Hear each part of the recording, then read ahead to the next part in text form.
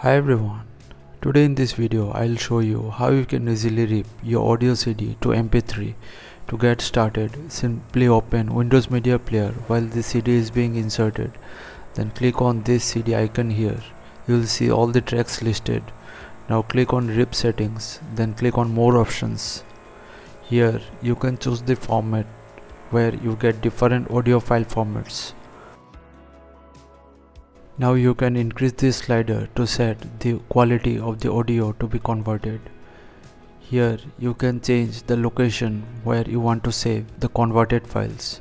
Simply select a location, create a new folder and select that folder and save the change. Once done, click on Rip CD and wait for the conversion process to complete.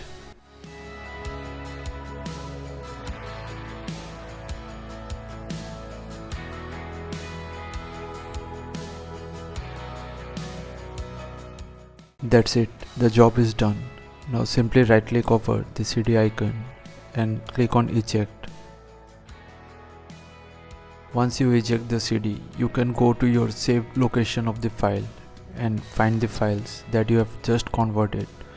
So thanks for watching. Please feel free to subscribe and support the channel if you found the content helpful. Thank you.